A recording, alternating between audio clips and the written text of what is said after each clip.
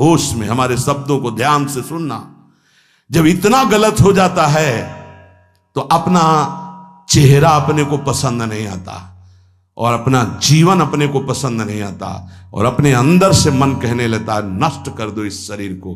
फिर वो जो आगे की लीलाएं होती है, अच्छा ऐसा हुआ, फांसी लगा ली, जहर खा लिया, ये कर लिया, वो कर लिया। यदि तुम परमार्थ के पथिक हो, ये तीन बातें नहीं है तो तुम्हारा पतन हो चुका है। हमारा मन भजन में ले, होटलों में खाओगे, भजन में मन लगेगा, अशुद्ध आहार करोगे, मनमानी व्यभिचार प्रवृत्तियों का दर्शन, संभाषण और क्रिया करोगे और तुम्हारा मन सच्चिदानंद प्रभु में लग जाएगा। तमाशा समझा है, तमाशा समझ लिया अध्यात्म में मन को लगाना। अपनी दिनचर्या में इतना पावर है कि जहर भी समन हो जाएगा। मीरा जी का समन हो गया ना। अगर नियम है 1:45 बजे उठने का, स्नान का, तो 1:45 बजे ही उठना चाहिए, 2 नहीं बजना चाहिए। अपने पास सामर्थ्य होने पर नीचापमानम सुधा, वो नीच है, हम उस पर शासन कर सकते हैं, पर उसके द्वारा किए हुए अपमान को सह गए और अंदर से मनाया भगवान तुम्हें सुखी रखे, स्वस्थ रहो। जिसका इंद्रिय मनोनिग्रह युक्त समय व्यतीत होता है भगवत चिंतन में, वो महापुरुष है। अभी वर्तमान में ही है, चिंता मत करो, स्थिति जागृत होने में देर नहीं। सच्ची तुममें बहुत सामर्थ्य है, जागो। अगर झुक गए तो रौंद दिए जाओगे। ये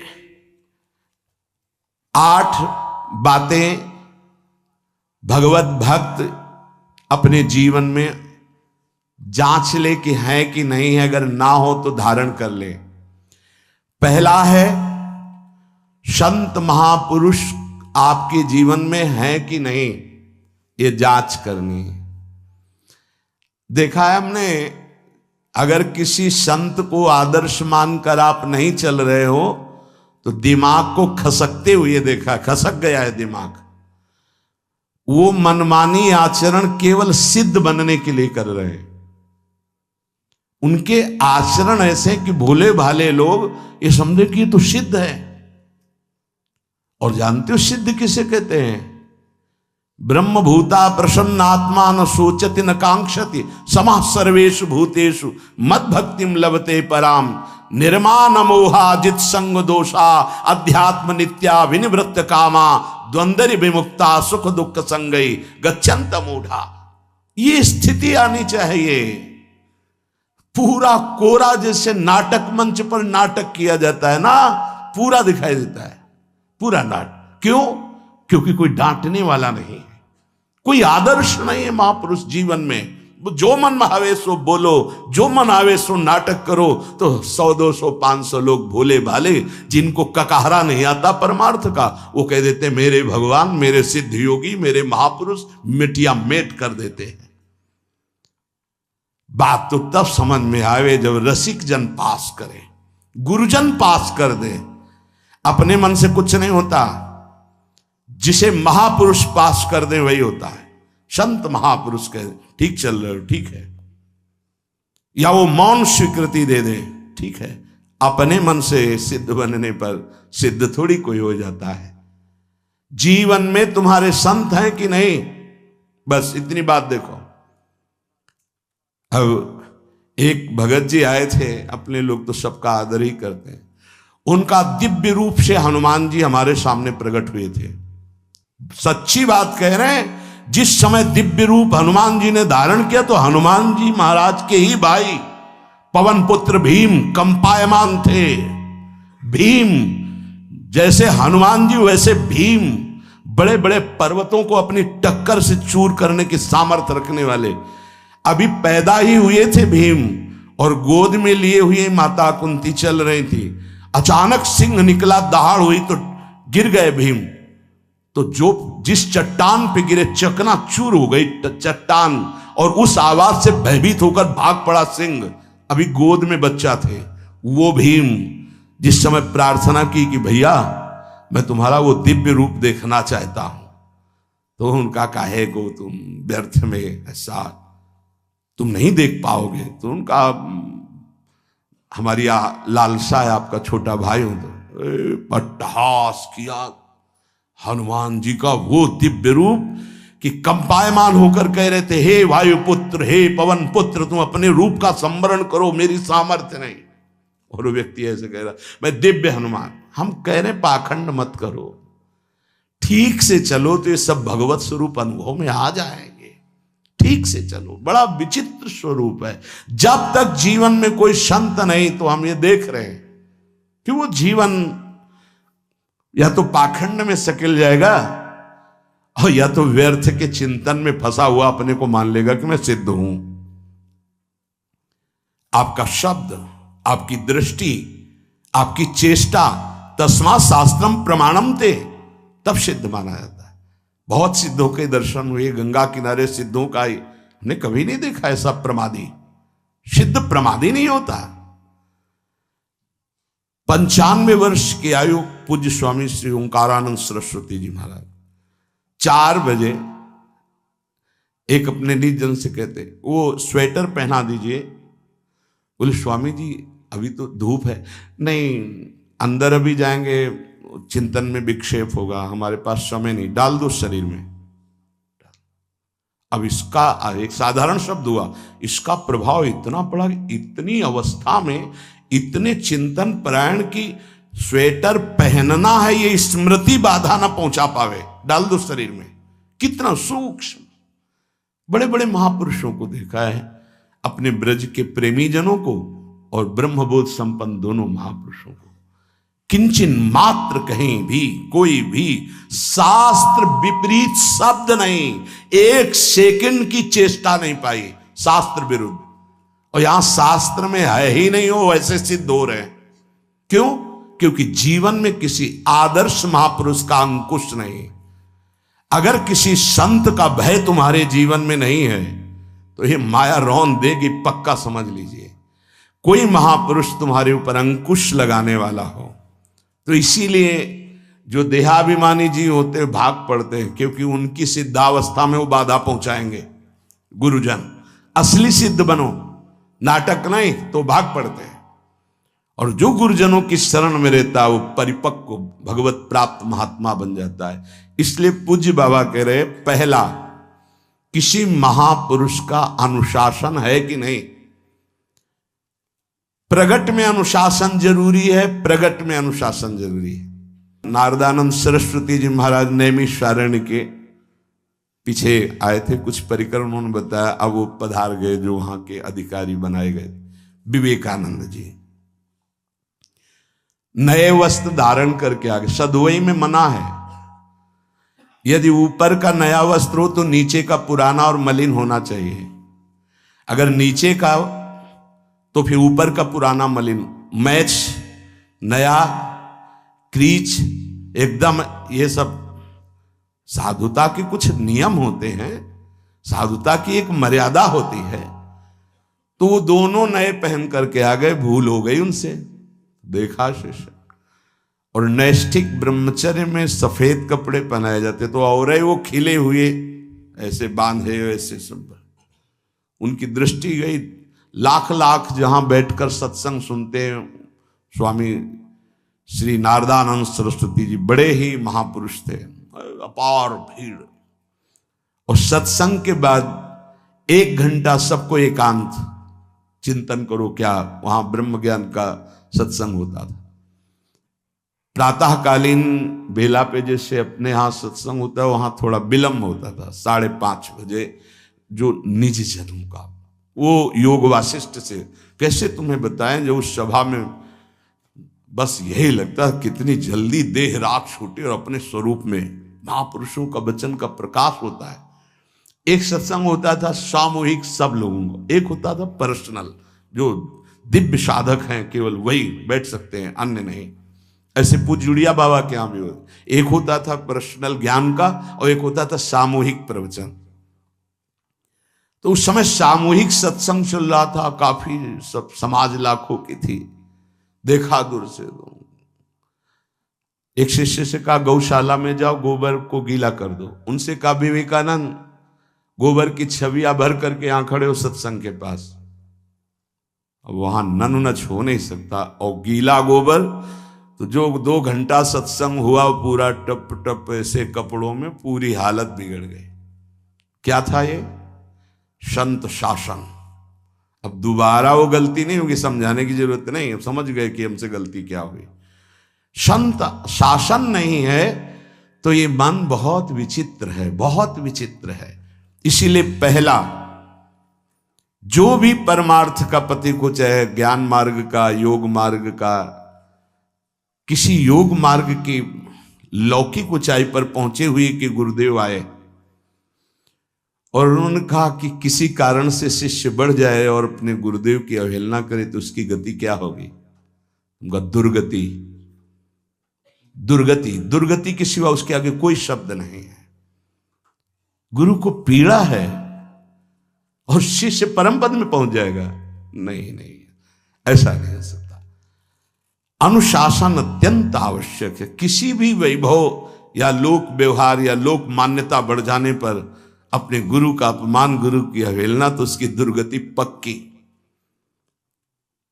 देखो, ये मन है, ये इंद्रियां हैं, ये अहम है, ये केवल गुरुदेव से ही वश में आता है, दूसरी जगह नहीं आता। क्यों? क्योंकि दूसरी जगह उत्तर देने का अवसर है। दूसरी जगह हम नहीं मानते तुम्हारी बात, लेकिन वहां ना उत्तर है और ना नहीं मानते, केवल वहां मिटना ही मिटना है। अगर ऐसा उपासक है तो निश्चित परम पद का अधिकार। केवल मिटना कोई उपाय नहीं है, अहंकार के पोषण का कोई उपाय, केवल मिटाना है। रो लो, चिल्ला लो, जो तुम्हें करना है कर लो, आना तुम्हें इसी मार्ग में पड़ेगा, दूसरा कोई रास्ता नहीं। बलिहारी घेर करके नष्ट कर देते हैं हमारे मन की मनमानी को, हमारे अहंकार को। इसलिए जीवन में प्रगट में जिनके जीवन में संत हैं और वो स्वीकार करते हैं उनका अनुशासन, उन्हीं का जीवन प्रकाशित होता है, पक्का समझ लेना। दूसरा, भागवतिक मार्ग में चलने वाले उपासक को सांसारिक पुरुषों की मित्रता करके उनकी संगोष्ठी में नहीं बैठना चाहिए। इस बात को बहुत अच्छे से समझ लो। सांसारिक पुरुषों की जो वृत्तियां होती हैं उनमें बड़ा आकर्षण होता है भोगों का, प्रपंच का। जो साधक भ्रमणशील हैं, अगर वो गृहस्थों के यहां जाकर उनकी सैयाओं पर सोते हैं तो उनकी दुर्दशा क्या होती है चित्त की, वो खुद अनुभव करके देख ले। आज तो शास्त्रीय पद्धति को समझा ही नहीं जा रहा। जब बड़े बड़े सुभट गंगा किनारे त्याग, वैराग्य, ज्ञान के मिले ना, तो आगे का रास्ता खुलता चला गया। सांसारिक पुरुषों के समुदाय में बैठना था। वो तुम्हें भगवान कहेंगे, ईश्वर कहेंगे, अवतार कहेंगे, उनको कुछ ज्ञान नहीं। आप मान बैठेंगे अपने को भगवान, अपने को ईश्वर, अपने को अवतार मानिए, तो आप जो अवतार है ना, ईश्वर है ना, भगवान है, उनसे विमुख हो जाएंगे। यहां जो भी अवतरित हुए हैं भगवत पार्षद, वो सदैव दैन्य ही रहे हैं। आप देख लीजिए, उच्च कोटि के महापुरुष चाहे जितनी ऊंचाई पर चढ़े हों, सदैव भगवान की ही स्थापना की है। भगवान के नाम की, रूप की, लीला की, धाम की, भगवत महिमा की स्थापना की है, अपनी नहीं, अपने पार्थिव शरीर की नहीं। ध्यान रखना, जितने महापुरुष प्रकट हुए भगवान की स्थापना की। अगर हम संसारिक पुरुषों का संग करेंगे तो कई तरह से हानि हो जाएगी। सत्संग हो रहा है, बस इतने जो चाहो बैठ जाओ। हमारा पर्सनल एकांतिक केवल गुरुदेव से संबंध है और उनके द्वारा बताई हुई उपासना में हमारा समय व्यतीत होना चाहिए। कोई हमारा मित्र नहीं होना चाहिए, अलग से संगोष्ठी नहीं होनी चाहिए विषयी पुरुष की, सांसारिक पुरुष की। तीसरा, किसी भी अपनी निंदा करने वाले के प्रति कभी भी बुरा व्यवहार बर्ताव नहीं करवाना चाहिए, क्योंकि भगवान प्रेरित करते हैं निंदा करा करके महान बनाने के लिए। ये शब्द याद कर लो। जब तुम्हारी निंदा होने लगे, प्रतिकूलता होने लगे, विपत्ति आने लगे, संकट सताने लगे, तो जान लेना कि तुम्हारी अध्यात्म की भूमिका उठने वाली है, पक्का।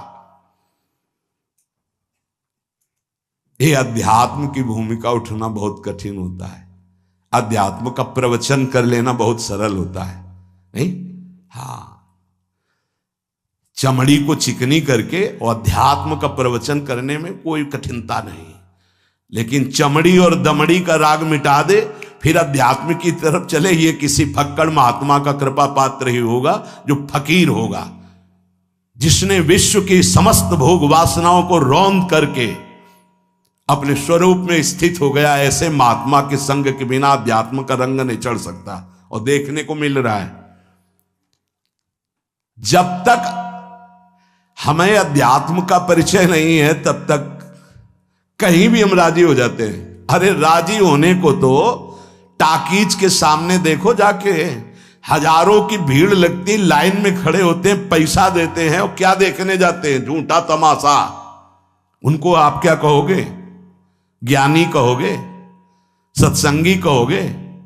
भीड़ का इकट्ठा हो जाना कोई अध्यात्म का चमत्कार नहीं होता। तो अध्यात्म का चमत्कार तो अंतर की वृत्ति का परिवर्तन हो जाना होता है। नहीं तो अगर एक नृत्य करने लगे ना तो हजारों उसको देखने खड़े हो जाते हैं, फिर 14 संगीत बज रहे हैं, फिर इसके बाद अगर हजारों ये बैठे मनोरंजन कर रहे हैं तो इनका कोई महत्व तो नहीं। अगर एक महात्मा कह देता है कि तुम वास्तविक भगवत मार्ग के पथिक हो तो धन्य हो गया जीवन, और 1 करोड़ लोग कह दें कि परमार्थ का पथिक है तो मान्यता नहीं मानी जाएगी।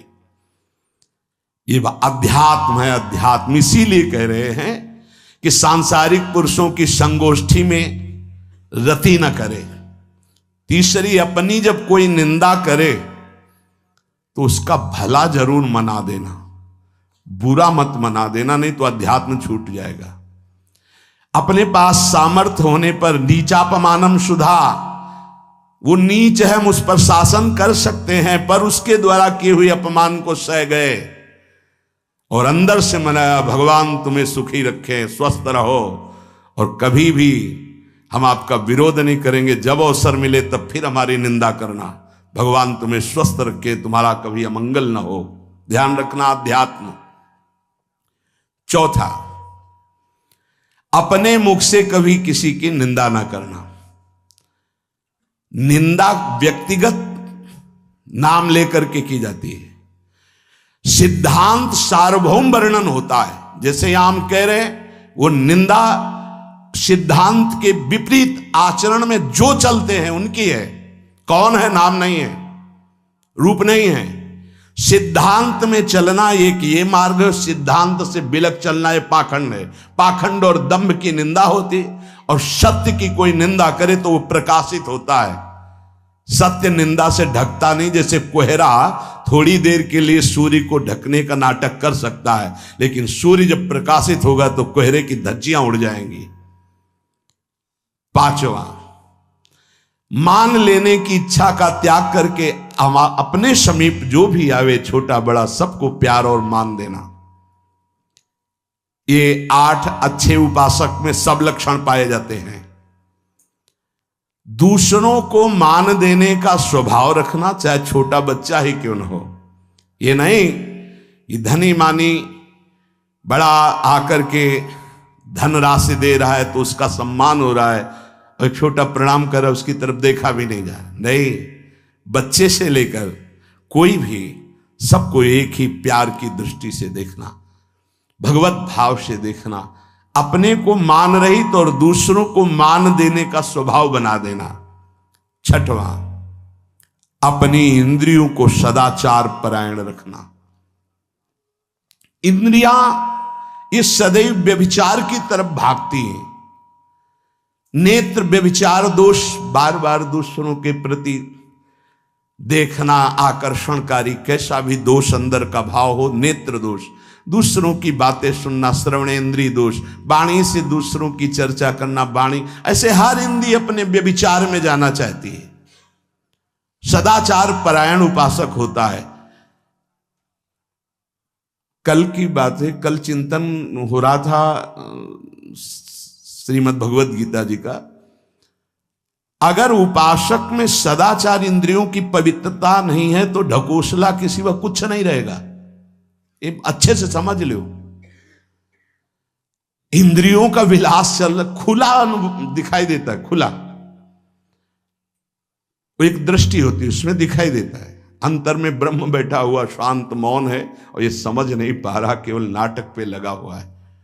अपना मन, अपनी इंद्रियां यदि संयम में नहीं है, सदाचार में नहीं है, तो ढकोसला ही है, आडंबर ही है, नाटक ही है, पक्का समझ लीजिए। अगर वो संयमी नहीं है, जितेंद्रीय नहीं है, मनोनिग्रही नहीं, तो अध्यात्म क्या है? क्या प्रवचन हो रहा है? किस बात का प्रवचन हो रहा है? जो अनुभव हुआ उसका हो रहा है, शास्त्र सम्मत हो रहा है। जितेंद्रियता नहीं, इंद्रिय निग्रह नहीं, मनोनिग्रह नहीं। छठवां सदाचार परायण, अर्थात इंद्रिय और मन शास्त्राज्ञा के अनुसार चले। जिसका इंद्रिय मनोनिग्रह युक्त समय व्यतीत होता है भगवत चिंतन में, वो महापुरुष है। अभी वर्तमान में ही है, चिंता मत करो, स्थिति जागृत होने में देर नहीं। बंद रखो अपनी खिड़कियों को, कहीं माया की हवा ना घुस जाए। सच्ची सच्ची तुममें बहुत सामर्थ्य है, जागो। अगर झुक गए तो रौंद दिए जाओगे। एक एक बात अच्छे से समझ लो। मुस्कुरा के, प्रेम व्यवहार दिखा के, अपनापन करके फिर तुमको अधीन किया जाएगा। माया भगवती बहुत बलवती है, ऐसे करके फिर ऐसे प्रहार करती है, क्योंकि साधक बहुत प्रवीण है। ऐसे में अपने को बचा लेगा, लेकिन ऐसे में बचाना बहुत कठिन होता है। हमारी बात को समझ लेना, ऐसे में बचाना बहुत कठिन होता है, बहुत कठिन होता है। समर्पण का मिश, सेवा का मिश, अपनापन का मिश। हमारी इंद्री, हमारा मन बहुत धोखेबाज है, हमें कोई धोखा नहीं दे सकता। ये हमारा मन, हमारी इंद्रियां हमको धोखा देती है। साधु, साधक, परमार्थ पथिक, भक्त इस बात से परम सावधान। सदाचार और सरलता, संयम के साथ हमारा समय व्यतीत होना चाहिए।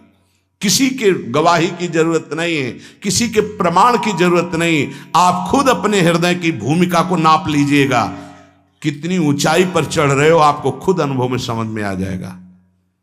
जो इंद्रियों का गुलाम, मन के द्वारा भ्रष्ट आचरण करने वाला है, वो कुछ भी हो, कोई भी हो, कहीं भी हो, दुर्गति शब्द से ही संबंध है। जीते जी दुर्गति, फिर फांसी ऐसी लगे तेषम दुख न हो। सच्ची मानना, जब गलत हो जाता है आचरण, तो अपना मन अपने को कहता है नष्ट कर दो, ये जीवन किस काम का। होश में हमारे शब्दों को ध्यान से सुनना। जब इतना गलत हो जाता है तो अपना चेहरा अपने को पसंद नहीं आता, और अपना जीवन अपने को पसंद नहीं आता, और अपने अंदर से मन कहने लगता है नष्ट कर दो इस शरीर को। फिर वो जो आगे की लीलाएं होती, अच्छा ऐसा हुआ, फांसी लगा ली, जहर खा लिया, ये कर लिया, वो कर लिया। वो इन्हीं इंद्रिय और मन की फिसलन को नहीं सह पाया। अच्छा, किसी महापुरुष का शासन नहीं था, नहीं, उस चूक में भी बचत हो जाती है। एक बहुत बड़े महापुरुष के समीप रहने वाले से चूक हो गई, तो उन्होंने अपने आसन के पास आसन लगवाया।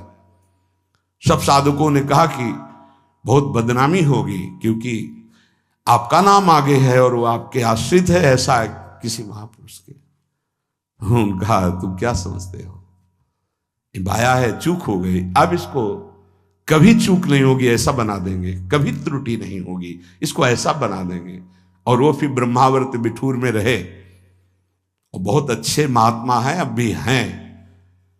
अगर संत का शासन है और आपसे चूक भी हो जाती है तो ऐसा बना देंगे कि दोबारा चूक नहीं होगी। पर इंद्रिय और मन को छूट देकर मनमानी आचरण करने वाला कभी साधक नहीं हो सकता, पक्का।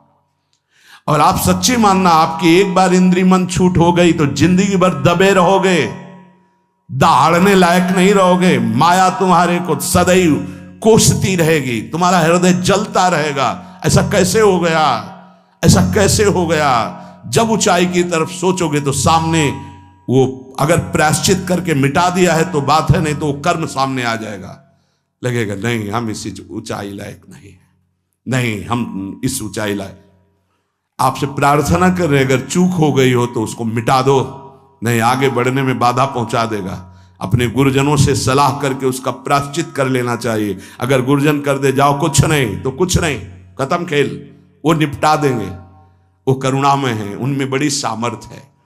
पर छठवां सूत्र, सदाचार संयम जितेंद्रियता मनोनिग्रह साधक में होना ही चाहिए। जो साधक एकांत में मनोरंजन करके अपने जीवन को नष्ट कर रहे हैं, अच्छा होता गृहस्थ धर्म में रहते, बाल बच्चे पैदा करके मेहनत करके धर्म पूर्वक कमाते और समाज की सेवा करते। यदि अखंड ब्रह्मचारी वैराग्य मार्ग के पथिक हो तो चूक ना होने पावे प्रार्थना करते हैं। इंद्रियों को शिथिल ना होने देना, मन को शिथिल मत होने देना, नहीं तो ऐसा बंधन ये बांध देते हैं कि बड़े बड़ों को सर झुकाकर चलना पड़ता है, रौंद देती है माया। ध्यान रखना, सर उठाने लायक नहीं रह जाता। अगर इंद्रिय जन्य भोगों का आकर्षण नष्ट कर दे तो अपना मन अपने को जलाता रहता, धिक्कार देता रहता। कैसे हो गया ऐसे? तो कैसे हो गया? कीन हो इसका वहू अभिमाना, सुख हो वंचा कृपा निधाना। कहीं अभिमान हो गया कि मैं ब्रह्मचारी हूं, मैं जितेंद्री हूं, मैं मनोनिग्रही हूं, तो ठाकुर जी ने दाना फेंक दिया, देख भला मनोनिग्रही है तो मत चुन। लेकिन कृपा पात्र साधक पुनः अपने आप को सावधान करके सदाचार में ही स्थित रहे। आज सदाचार को समझा ही नहीं जा रहा कि सदाचार है क्या। सातवां, किसी भी पद को साधक कभी स्वीकार न करे।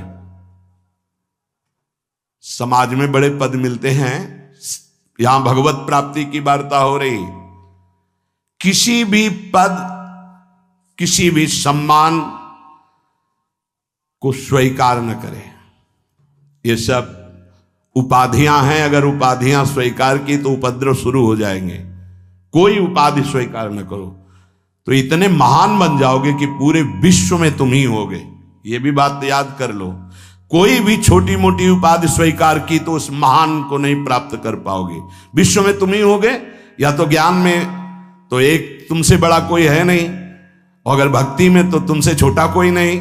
तो विश्व में तुम ही तो हुए ना, सब बड़े और आप छोटे। विश्व में आप त्रणादपि सुनीचेन, और ज्ञान तो हम ब्रह्मास्मि, सबको समेट लिया अपने में, एक के सिवा दूसरा कोई नहीं।